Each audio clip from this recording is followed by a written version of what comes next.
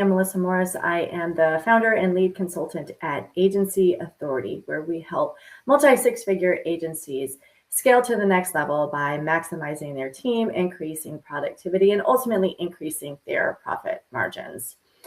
I am a big fan of client feedback. When I started my business years ago, that was actually, I implemented that very, very early on for a couple of reasons. One, I was aiming to get testimonials so I could grow my business. And also, two, I was still experimenting with what my offers would look like, what clients were interested in, where they were getting the most value. And so this was something I started quickly, and I encourage every agency we work with to do. I always tell them we need to start getting client feedback because the best decisions are ones that are informed with the data and that we can actually point back to and know that they are solid choices. But where we have to be careful is that we are not accepting all feedback. So I think this holds true. Some of you may notice it just in your own business in terms of making business decisions. It's easy to have too many cooks in the kitchen and too many people making recommendations on what you should or shouldn't do, and then it's easy to get overwhelmed. The same thing can start to hold true for your client. Some client feedback is golden. It is absolutely invaluable to your business. Some helpful, maybe a little bit of guidance. And then there's some feedback you should probably just flat out ignore. So I want to take a minute to talk to you and help you understand which you should move full speed ahead on implementing right away, what you let simmer and see if there's more to it, and what just let go of, it doesn't really matter. So first, clarity.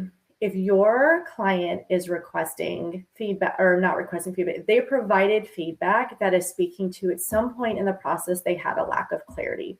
If they are sharing that they weren't sure about the timeline, they weren't sure what was included or not included, they were a little bit confused about how they were supposed to show up. Clarity is always worth paying attention to.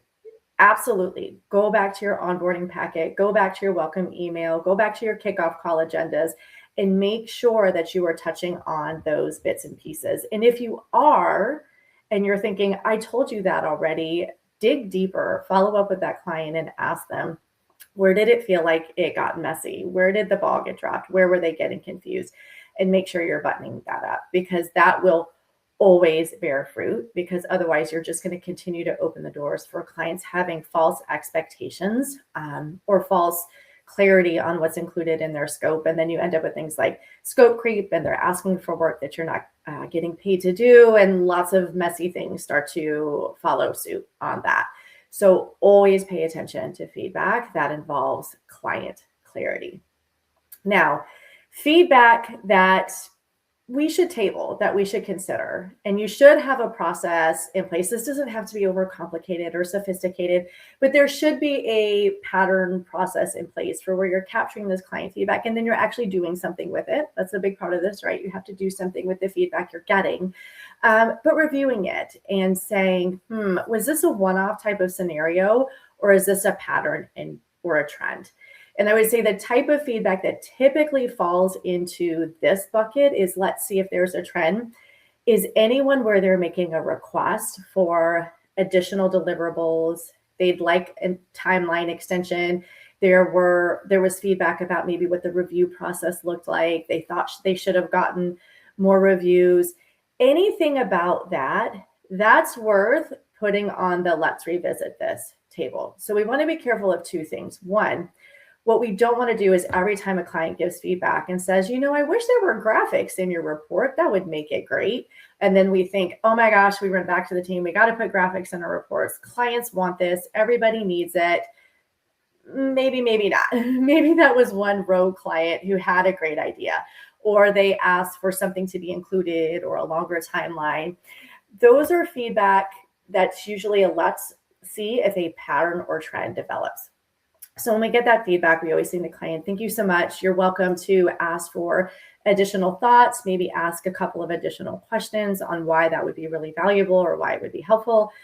And then we set it aside, and now we wait and see. And now if we're starting to uncover a pattern, and actually another client says, I found the reports a little hard to read. It it might have been helpful if this was like a chart. Okay, now we've got 2 people who say that there's value, right? And some sort of visual component to this. Now we're starting to see a pattern. Now a 3rd client comments on it, or maybe we experiment with it and we put one out that does have a little more attention to some graphics or some images that in hopes might make this report easier to read, and then see what happens. So feedback that falls in the bucket that addresses like timeline, scope, what's included, turnaround times, those are usually good to just sit and think on for a minute and see. Now, that brings us to the bucket of feedback you should just flat out ignore. One is anything that is just very personal, right? If they're like, I really like 60-minute calls instead of 50-minute calls. That's great. That's cool. But no, like it stays 50-minute calls. You don't need to take that back to the team and now say like, we need to do 60-minute calls, or things that are, it would really be helpful if, in addition to sending it to my personal email, I got all this communication to this other email address that I use because it's how it is on my phone. No, sorry, we're not going to do that. We're going to send it to the email address we have. This is what streamlines our business. This is what improves client delivery. So I think you see where I'm going with this. Any of this stuff that's really just like personal preference kind of stuff, right? Where they just really want you to cater to them or make their life super easy. They don't want to have to work to find anything. Like that's probably stuff where you're like, that's probably not worth like running back to the team with and trying to make a bunch of shifts and changes to try and implement. So that's feedback you generally should probably just ignore. Again, unless it's coming back to that bucket of clarity. If it's really a clarity thing, then we address it. If it's really some more like kind of nitpicky private preference, it's not a big deal. It would just make their life super convenient. You probably don't need to worry too much about it. The other type of feedback that you should just ignore is what you know is not correct, right? Like what goes against what you believe to be a best practice. This actually can start to show up a little bit too in the work you're doing with the client, where they're starting to try and drive the relationship and tell you what they want to see, how they want you to do work, how they want things done. And there comes a moment where you do have to understand this is their business at the end of the day. If they want to make some design decision or run an ad, if you had advised them that that's not in their best interest, if this is not the best practice, then I don't know. I guess at the end of the day, sometimes like if they're paying and that's what they want, that's what they want. But I digress. That's during delivery. When you're getting in client feedback, though, if they're starting to make requests or things that are really outside of like industry standards, you're like, that's great that you want that, but industry standard just really doesn't dictate that's something we do. That's really a bridge too far. Something that's really going to add a significant amount of time to your team, but really doesn't ultimately provide a lot of value back. That's something worth looking at. So those are usually points of feedback that you can just usually ignore and are worth ignoring.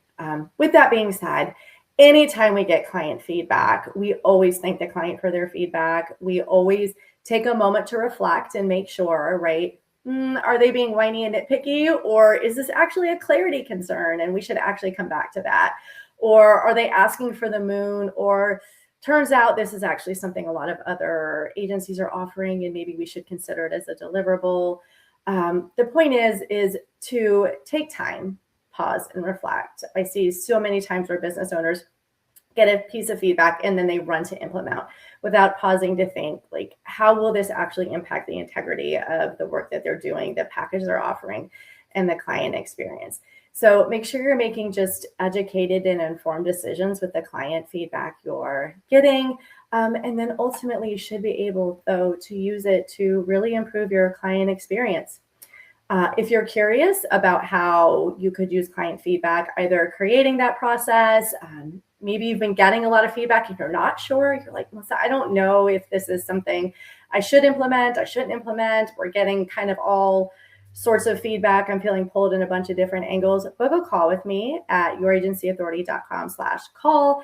I am happy to look through that with you. We can talk through how this might be showing up in your business specifically and get you some clear answers so you can start making some really informed decisions.